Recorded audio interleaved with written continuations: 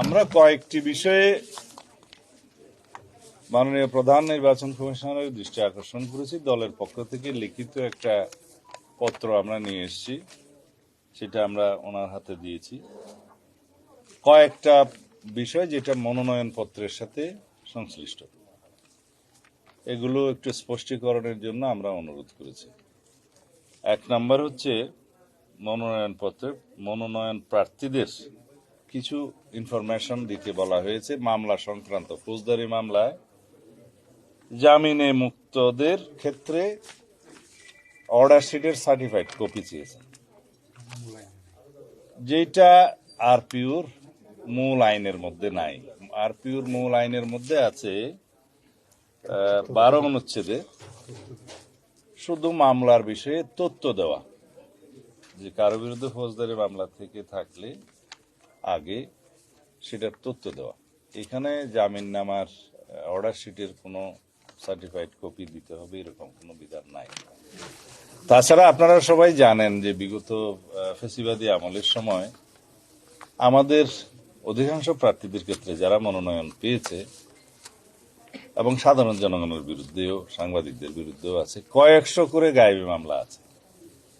সেই মামলাগুলোর হদিশই আমরা এখনো করতে পারিনি অনেকগুলো মামলার। তো সেই জন্য আমরা বলেছি যে মনোনয়ন পত্রে ফৌজদারি মামলার তালিকা অর্থাৎ আরপিও অনুসারে ইনফরমেশনটাই যথেষ্ট, certified copy of bail, bond, এক্সেট এগুলো যেন না চাওয়া হয়। দ্বিতীয় হচ্ছে অভিযুক্ত। এখানে অভিযুক্তের ক্ষেত্রে বলা আছে কিছু বিধান আছে, যদি অভিযুক্ত হয় মনোনয়ন পত্রে চাওয়া হয়েছে যে আমি কখনো ফৌজদারি মামলায় অভিযুক্ত হইনি, যদি সঠিক হয় হ্যাঁ বলবেন, আর যদি বেঠিক হয় না বলবেন। তো যেখানে আমরা তথ্য দিচ্ছি মামলা, সেই সমস্ত মামলায় অভিযুক্ত যদি শব্দটা প্রযোজ্য হয়, তাহলে সেই অভিযুক্ত শব্দটা আইনের ভাষায় হচ্ছে framing of the charge by the court. এই শব্দটা আছে যে আদালত কর্তৃক অভিযোগ গঠনের ক্ষেত্রে অর্থে সেটা যেন গণ্য করা হয়। তাছাড়া হাজার হাজার মামলায়, শয়ে শয়ে মামলায় কে কার বিরুদ্ধে এফআইআর দিল, কে কার বিরুদ্ধে কমপ্লেন কেস করলো, এগুলো সব চলে আসবে। তো ওনারা এটা পরীক্ষা করে দেখছেন এবং আশ্বাস দিয়েছেন যে ওনারা এটা যথেষ্ট গুরুত্ব সহকারে দেখবেন। 3 নম্বর হচ্ছে ব্যাংক অ্যাকাউন্ট। বলা হয়েছে প্রার্থী অথবা এজেন্ট, নির্বাচনী এজেন্ট ব্যয় নির্বাহের ক্ষেত্রে একটা ব্যাংক অ্যাকাউন্ট খুলতে হবে। তো বলা হয়েছে, প্রথমে বলা হচ্ছে যে প্রত্যেক নির্বাচনী এজেন্ট বা যে ক্ষেত্রে নির্বাচনী এজেন্ট নেই সে ক্ষেত্রে প্রতিদ্বন্দ্বী প্রার্থী।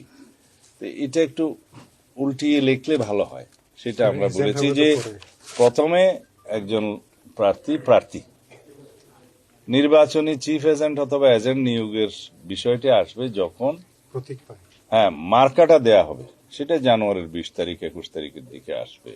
তো তার আগ পর্যন্ত তো প্রার্থী নিজেকেই ব্যাংক অ্যাকাউন্টটা খুলতে হবে। তো সেই জন্য আমরা বলেছি প্রথমে লেখেন যে প্রার্থী অথবা নির্বাচনী এজেন্ট। তো এটা খুবই সিম্পল কারেকশন, এটা ওনারা করবেন বলে আশ্বাস দিয়েছেন। তো এই কয়েকটি বিষয় নিয়ে আমরা দৃষ্টি আকর্ষণ করার জন্য, এবং যেহেতু সময়টা খুব কম, ইতিমধ্যে 29 তারিখে শেষ দিন, মনোনয়নপত্র জমা দিতে হবে, একটু দ্রুততার সাথে এই বিষয়টা স্পষ্টীকরণের জন্য আমরা ওনাদেরকে অনুরোধ করেছি। আইন শৃঙ্খলা পরিস্থিতি নিয়ন্ত্রণের দায়িত্ব সরকারের। নির্বাচন চলাকালীন সময়ে নির্বাচন কমিশন যেভাবে চাইবেন সেভাবে কর্মকর্তাদের নিয়োগ বদলি এই সমস্ত হয়। আর কিছু কিছু বিধান আছে প্রশাসনিক কাজে, তাদের এখতিয়ার থাকে, কিন্তু প্রাইমারিলি সবকিছু সরকারের দায়িত্ব। এই ক্ষেত্রে আমরা নির্বাচনী পরিবেশ সুষ্ঠু থাকুক কামনা করি, আশা করি। সরকারকে আমরা আহ্বান জানিয়েছি এবং জনগণও চায় এবার উৎসব মুখর পরিবেশে স্বাধীনভাবে মুক্তভাবে ভোট দিবে। তো সুতরাং আশা করি আইন শৃঙ্খলা পরিস্থিতির ক্রম উন্নতি হবে। শনিবার 27 তারিখ নির্বাচনকালীন এই সময়ে নির্বাচন কমিশনের অফিস সব খোলা থাকে। সেই দিনই এই ভোটার হওয়া, আইডি কার্ড বা ভোটার আইডি বা ন্যাশনাল আইডি হওয়া সংক্রান্ত যা কিছু আছে তিনি এই 27 তারিখে করবেন।